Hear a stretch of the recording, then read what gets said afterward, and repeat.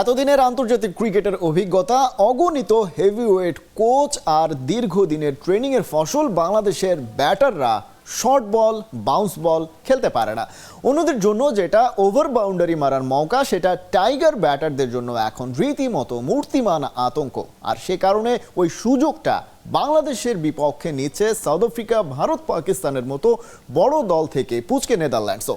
Short বলে দুর্বলতার কারণ কি আর কিভাবে এ থেকে মুক্তি মিলতে পারে তা নিয়ে আজকে আলোচনা করতে চাই খেলাযোগে। তবে তার আগে সহকর্মী রহমান পেয়ারের একটা প্রতিবেদন দেখে আসবো। অসুখটা বহুদিন আগের, তবে দাওয়াই তৈরি হয় না। যাদের হাতে খেলোয়াড়দের তুলে দেয়া হয়েছে তারা তাদের দায়িত্ব ঠিকঠাক পালন করতে পারছেন তো? এমনকি নেদারল্যান্ডসও ঝোপ বুঝে কোপ মারা শিখে গেছে। আর বাংলাদেশ দল চ্যাম্পিয়ন্স ট্রফিতে খেলার পথ খুঁজছে। শর্ট বলে উইকেটের পর উইকেট দিয়ে আসছে। ক্যারিয়ারে সবার সব দিন সমান যায় না, কিন্তু সমাধানের পথ তো খুঁজতে হবে। শ্রেয়াস আইয়ারের কথাই ধরুন, প্রতিপক্ষ ভারতীয় এই ব্যাটসম্যানের দুর্বলতার কথা জেনে গেছে, তাকে শর্ট পিচ বলে ফাঁদে ফেলছে। ভারতের কোচ রাহুল দ্রাবিড় তাকে সময় দিয়েছেন স্পেশাল ক্লাসে। কিন্তু সাকিব যাবেন কার কাছে? কোথায় শান্তি পাবেন? কোথায় গিয়ে? Head coach, batting coach, technical consultant সবাই আছেন, কিন্তু সমাধান নাই। তাকে ছুটে আসতে হয় মিরপুরে। সাকিবকে উইকেটে দেখা মানেই প্রতিপক্ষের শর্ট বল তাক করা, তাতেই কেল্লা ফতে। সাকিব ভার্সেস সাকিব, 2019 বিশ্বকাপের সাকিব, 2023 বিশ্বকাপের সাকিব। গত বিশ্বকাপ স্বপ্নের মতো কাটিয়েছেন। এক জীবনে এমন পারফরম্যান্স একবারই হয়, কিন্তু এর অর্ধেক করার সামর্থ্য কি তার ফুরিয়ে গেছে? চলতি বিশ্বকাপে পেসারদের বিপক্ষে বিশ্বসেরা অলরাউন্ডার একেবারেই মলিন। 89 বলের মাঝে 56টাই ডট। পেসারদের বিপক্ষে গড় মাত্র 8, স্ট্রাইক রেট 56। এমন অসহায় সাকিবকে কে দেখেছেন কবে? 6টা ম্যাচে 6 বারই আউট হয়েছেন পেসারদের বলে। শর্ট বল সামলানোর উপায়, ছন্দে ফেরার উপায়, বড় ইনিংস খেলার উপায় তাকে বের করতেই হবে। আর মাত্র 2টা ম্যাচ বাকি। কাপ্তান কি পারবেন দলকে পথ দেখাতে? রহমান পেয়ার, একাত্তর। বাংলাদেশি ব্যাটারদের শর্ট বল সমস্যা নিয়ে আলোচনা করতে আমাদের সাথে যুক্ত আছেন ক্রিকেট বিশ্লেষক জাফর ইয়াসিন চৌধুরী। জাফর ইয়াসিন চৌধুরী, স্বাগত আপনাকে একাত্তর খেলাযোগে। যে প্রতিবেদন দেখছিলাম আমরা, সাকিব আল হাসানকে নিয়ে আসলে মূলত আলোচনাটা করা হচ্ছিল, কিন্তু ওভারঅল যদি বাংলাদেশি ব্যাটারদের পারফরমেন্স আমরা অ্যানালাইসিস করতে যাই, তাহলে শর্ট বলের দুর্বলতাটা আসলে ঠিক কতটা প্রকট বাংলাদেশি ব্যাটারদের ক্ষেত্রে? Short ball is obviously a very good technique যেখানে হচ্ছে আপনি ব্যাটসম্যানকে you can very trap out very easily. Obviously any batsman out there, short ballটা একটু it's difficult for like almost most of the players যারা বাংলাদেশ এখন at the moment খেলতেছে। আপনি যদি for an example if you want to do a short ball back in Mirpur, the way the pace will come up, for an example যে বলটা আমাদের if you bowl with the same force, মিরপুরে বলটা যে পজিশনে আসবে obviously ইন্ডিয়ান পিচেসে কিন্তু সেই ফোর্সে আসবে না। Indian pitches it will come with a greater force, and obviously back over there in Mirpur short ball কিন্তু তেমনটা কাজে দেয় না, because obviously the way Mirpur is বলটা কিন্তু তারা গ্রিপ করে। most of the pitches in Bangladesh কিন্তু ওই টাইপের obviously. So at the same time যখন আমাদের বাংলাদেশের ব্যাটসম্যানরা whenever they are facing the same type of ball back in the other pitches, তখন তারা এটাতে সাফার করতেছে obviously, and I think this is one of the reasons because তারা এটা খেলে used to না obviously, because তারা যখনই বাউন্সার্স খেলছে I think it's kind of slow, but over here I think এই জিনিসটা একটু থেমে আসতেছে, it's kind of a bit tricky, এবং এটা একটা এমন একটা হাইটে আসতেছে which is kind of very resisting. For an example যে বলটাতে সাকিব আউট হইলো and the Netherlands bowler bowled, if you see বলটা যেখানে পিচ হয়েছে, পিচ হওয়ার পর it was the position it was suppose to come, বলটা কিন্তু সেই একই পজিশনে আসে না। I think it was bit more high than expected. So technically যখনই ওই বলটা লেট bounce করে, at that moment of time it became hard for Shakib as well, যে when he wanted to cut that ball, but obviously যে bounce-টা সেই বলটাতে করছে and that went for H to the keeper. So technically I think every single batsman will suffer. It's just because যে আমরা কিন্তু সেই পিচগুলোতে খেলে আসতেছি না, আমরা কিন্তু এমন একটা পিচে খেলতেছি যেখানে হচ্ছে it's very hard to bounce, number one. Number two, এখানে যদি বাউন্স করে it's very, there are very good chances যে batsman will score against that. But if you look at the Indian pitches কিন্তু অবভিয়াসলি বাউন্সটা একটু tough, without a doubt. কিন্তু জাফির, যেটা আপনি বলছেন যে বাংলাদেশের ক্রিকেটাররা যে উইকেটে খেলে থাকেন তাদের ঘরে, সেটা খুব বেশি বাউন্স করে না সেই ধরনের উইকেটে, যে কারণে আসলে বাংলাদেশের ব্যাটসম্যানরা ওইটা অভ্যস্ত না। কিন্তু একই সঙ্গে এটাও তো সত্যি যে যাদেরকে নিয়ে আসলে আমরা কথা বলছি তাদের অনেকেই 12-15 বছর ইন্টারন্যাশনাল ক্রিকেটে কাটিয়ে দিয়েছেন, প্রচুর পরিমাণের অ্যাওয়ে সিরিজ খেলেছেন, ওয়ার্ল্ড কাপ খেলেছেন, টেস্ট ক্রিকেট খেলেছেন। তাহলে তো উইকেটের ভ্যারিয়েশন সম্পর্কেও আসলে তাদের এতদিনে ধাতস্থ হয়ে যাওয়ার কথা। এরপরেও আসলে শর্ট বলের দুর্বলতাটা থাকা উচিত কিনা? আমি মেনে নিচ্ছি যে সেই উইকেট, বাংলাদেশের উইকেট আসলে সেরকম খেলার উপযোগী নয়, তারপরেও তারা তো অনেকদিন ধরে অ্যাওয়ে উইকেটেও খেলেছেন। Recently, I mean, whatever I've seen, that Bangladesh, sometimes we blame the captain, sometimes we blame the head coach, sometimes we blame the president, then the selectors. এভাবে আমরা কিন্তু সবাইকে ব্লেম করতেছি, each and every single person. But the thing is, for an example, even if we speak about Shakib, Khalid, আপনি আমাকে বলতে পারবেন সাকিবের মতো কয়টা প্লেয়ার বাংলাদেশের জন্য এতটা কন্ট্রিবিউশন করছে, whatever he have done in last 14-15 years. Nobody can deny that. No, not even a single person can deny whatever Shakib have done for Bangladesh cricket team. Obviously, I think একটা bad phase যখন যায়, whenever there is a bad pitch, you can't do anything about it. For an example, আমি যখন last year Bangladesh টিমটা run করতেছিলাম, I had players like Zazai, Colin Munro, Ben Cutting, all right? And then আমার আমির half fit ছিল, and then I had Matheesha যে হচ্ছে injury হয়ে গেছিল for half of the tournament.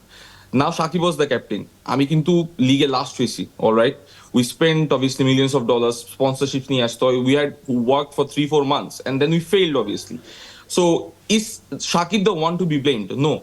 এখন যদি জাজাই, কলিন মুনরো, বেন কাটিং যদি পারফর্ম করে যায়, তো আমাদের জন্য প্রত্যেকটা ম্যাচ ডিফারেন্ট হইতো। আমাদের যদি প্রত্যেকটা ফাস্ট বোলার ফিট থাকতো, তাহলে আমাদের জন্য এটা একটা ডিফারেন্ট বল গেম হতো। It's similarly the same thing is for Bangladesh cricket team. Bangladesh যখন প্রত্যেকটা ম্যাচ হারতেছে, I think we are the ones we should support. এই প্লেয়াররাই কিন্তু আমাদেরকে একটা সময় ইন্ডিয়ার সাথে ম্যাচ যেতেছে, we won against India in home, away, neutral ভেন্যুতে। So I think this are incredible stats. It's just that আমরা যখন একটা ব্যাড ফেসের থ্রুতে যাচ্ছি, we are blaming each and every single person. I should not say these things on TV, but the way জিনিসগুলোকে সাকিবের এগেইনস্টে portray করা হচ্ছে, I think it's completely wrong. For an example,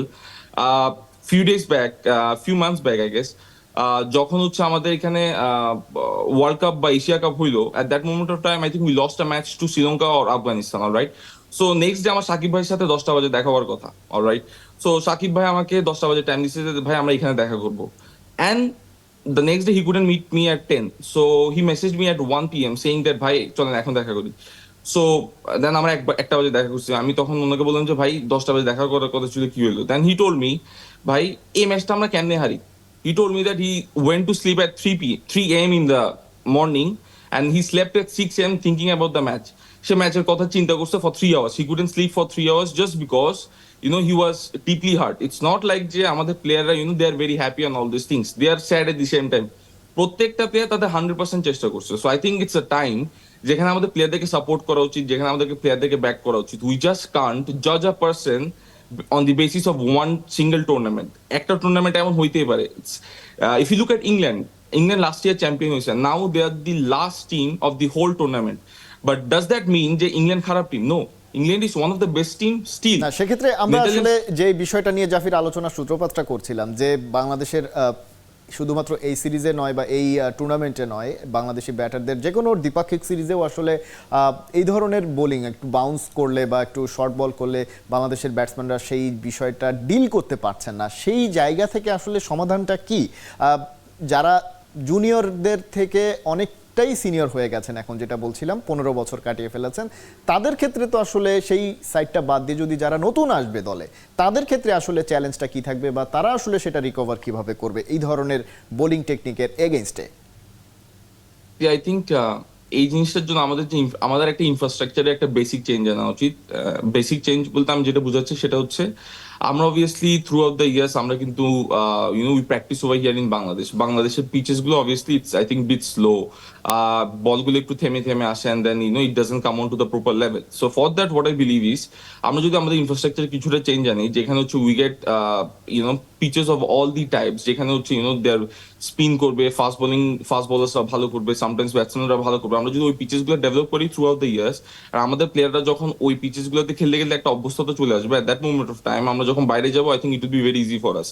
at the moment I think it's more about যে যদি ইনফ্রাস্ট্রাকচারটা আমরা শুরু থেকে develop করতে পারি, যেখানে হচ্ছে we gate all type of peaches, at that moment of time জিনিসগুলো আমাদের জন্য অনেকটা চ্যালেঞ্জিং হয়ে দাঁড়াবে। But right now if we practice in all these type of pitches, I think things will be very very different for us. So I think it's more about যে আমরা ইনফ্রাস্ট্রাকচারটাকে কেমনে slowly develop করতে পারি, gradually starting from the under 19 level itself. But overall আমরা যদি বাংলাদেশে এখন এই শর্ট পিচের কথা বলি, I think it's more about যে ব্যাটসম্যানরা ক্লিক করতে পারছে না at any cost. When they can't click, when they go through a bad phase, you can't do anything about it. But I think the boys have tried their best. এবং the way every single team is bowling Bangladesh, last match, what I've seen, Shakib was struggling to take every single run. Beginning, প্রথম 13-15 ball, I think he scored like 1 or 2 runs probably. So it shows that they're struggling a lot in these pitches. I don't think it's because the Pakistan cricket team was bowling extremely well. I think it's more about যে আমরা একটা bat ফেসের থ্রুতে যাচ্ছি, we are not that much confident. আমাদের body language দেখলে that's clearly completely visible and obviously evident. So I think these are the things যেটা কারণে হচ্ছে we are suffering this much. But I don't think that আমাদের প্লেয়াররা short ball খেলতে পারে না। আপনি বলছেন যেটা জাফির, যে একটা দুটো টুর্নামেন্ট খারাপ যেতেই পারে, একটা প্লেয়ারেরও ব্যাট প্যাচ যেতেই পারে, সেটা থেকে সেই প্লেয়ার রিকভার যত দ্রুত করতে পারবেন তিনি আসলে তত ভালো প্লেয়ার। কিন্তু ওভারঅল যদি আমরা সিনারিওটা চিন্তা করি, আপনি বলছিলেন ইনফ্রাস্ট্রাকচার ডেভেলপমেন্টের কথা, একটা ডেভেলপিং প্রসেসের ভেতর দিয়ে বাংলাদেশ যাচ্ছে। সেই রকম বড় দল অস্ট্রেলিয়া, ইংল্যান্ড কিংবা ইভেন ইন্ডিয়ার মতো বড় দল বাংলাদেশ হয়ে উঠতে পারেনি এখনো পর্যন্ত, কিন্তু ডেভেলপ করছে। কিন্তু আসলে কতটা ডেভেলপ করছে? 2019-এ 3টা ম্যাচ জিতেছিল বাংলাদেশ, তাদের পয়েন্ট 7 ছিল। 2023-এ এসে বাংলাদেশ এখন পর্যন্ত একটা জিতেছে। গেলবারের সমান পয়েন্ট করা সম্ভব নয়, এবং সমান জয় পেতে গেলে এখনো দুটো ম্যাচের দুটোই জিততে হবে। অর্থাৎ আগের চেয়ে তো ফলাফলের দিক থেকে আমরা পিছিয়ে পড়লাম। তাহলে কি বাংলাদেশ ডেভেলপ আদৌ করছে, নাকি আমরা পেছনের দিকে হাঁটছি? একটা সময় ছিল যখন হচ্ছে আমরা অস্ট্রেলিয়া ইংল্যান্ডের সাথে ম্যাচ খেলতাম, ইট ওয়াজ ক্লিয়ারলি আমরা ম্যাচটা হারতেছি for sure. I'm talking about somewhere between 2005 to 2010 probably. Then after 2011 World Cup, I think একটা revolution হয়েছে, and then there were certain captains, then Mashrafi came in, and then a lot of changes happened, all right? So ওইখানে কিন্তু আমরা অনেক improvement করছি। Nowadays whenever we are facing these teams, এখানে কিন্তু highly likely chances থাকে যে আমরা এইসব টিমের সাথে জিতবো। ফর এক্সাম্পল, আমরা টপ টিম প্রত্যেকটা টিমকেই কিন্তু হারাইছি, starting from Australia, India, New Zealand, South Africa, all this teams, all right? But এটা একটা সময় কিন্তু ছিল না। একটা সময় ব্যাপারটা ছিল এমন, ওয়ের আমরা যাদের সাথে খেলতেছি, we were losing almost every single matches then, and then we were clearly easy opponents for every teams out there. But এখন সিচুয়েশনটা কিন্তু অনেকটা চেঞ্জ হয়েছে।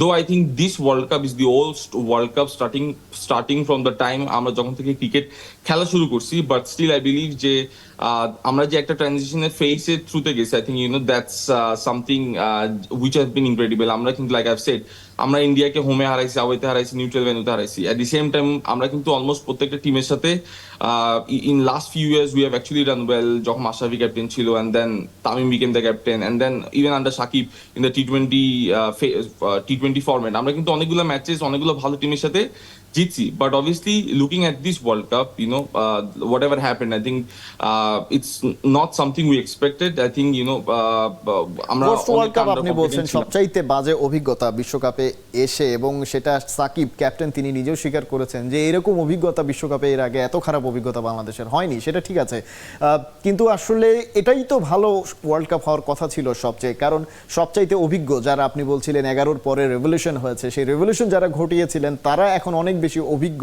এবং তারা তাদের শেষ ওয়ার্ল্ড কাপটা খেলছেন। একটা পুরো ব্যাচ এরপরে বেরিয়ে যাবেন। এই জায়গায় তো একটা আরো বেশি ভালো পারফরমেন্স পাওয়ার কথা ছিল, সেটা কেন পেল না বাংলাদেশ? I think আমাদের expectations অনেক high ছিল, but then again I think they couldn't just click properly. It can be anything out there. রিজনগুলো অনেক কিছু হতে পারে obviously. I think it can be because of the planning, I think it can be because of the execution. এটা অনেকগুলো reason হতে পারে obviously, without a doubt. But I think it's more that তার একটা ব্যাট ফেসের থ্রুতে যাচ্ছিল for a long period of time. যদি আমাদের উপরে একটা দুইটা ব্যাটসম্যান যদি probably they could have made 100, probably 100 থেকে কিছুটা বেশি রান করতো, আমাদের জন্য প্রত্যেকটা ম্যাচ কিন্তু ডিফারেন্ট হতো। But if you look at all the batsman, সবাই 50, 60, 70, 30, 40 এরকম রান করে কিন্তু most of them are getting out. Apart from Mahmudullah getting 1 century in the entire tournament, I don't think none of our batsmen have done that well. So we need to consider these things. Even if you look at the bowling department, the way Taskin was bowling, Taskin কিন্তু একটা সময় ছিল even in last 2 years সে কিন্তু 140 plus consistently bowling করতেছিল for a long period of time. But now if you look at his bowling, তার স্পিডটা কিন্তু অনেকটা রিডিউস করছে। So and you have seen like how Fakhar Zaman have hit him out of the park. But Taskin কিন্তু এই টাইপের বলার না। Taskin I think is a very good quality bowler, but he's suffering a lot as well. The স্পিডটা কমে ইনজুরির গেছে। একটা কনসার্নও ছিল তাসকিনের, এবং একই সাথে অন্য যারা বোলাররা রয়েছেন। পেস অ্যাটাকের কথা বলছিলাম আমরা বিশ্বকাপের আগে, কিন্তু সেই পেস অ্যাটাকও আসলে সেইভাবে বাংলাদেশ দলকে সার্ভিস দিতে পারেনি যেমনটা এক্সপেক্ট করা হয়েছিল। এবং একই সাথে বাংলাদেশের পুরো দলের বেশিরভাগ ক্রিকেটারই আসলে একটু অফ ফর্ম, একটু ব্যাট প্যাচের ভেতর দিয়ে যাচ্ছে বলে আমরা দেখছি। সেটা কাটিয়ে উঠুক বাংলাদেশ। এই বিশ্বকাপে তো স্বপ্ন পূরণ হয়নি, কিন্তু পরের বিশ্বকাপে পরে আরো বড় স্বপ্ন দেখতে পারুক বাংলাদেশ, সেই প্রত্যাশা আমরা করতে চাই। জাফির, অনেক ধন্যবাদ আপনাকে আমাদের সাথে যুক্ত হওয়ার জন্য। দর্শক, বাংলাদেশ দলের শর্ট বল টেকনিকের সমস্যা, সেই জায়গায় আসলে সমাধান কিভাবে করা যায়, এসব বিষয় নিয়ে ক্রিকেট বিশ্লেষক জাফির ইয়াসিন চৌধুরীর সঙ্গে হচ্ছিল আলোচনা। চলছে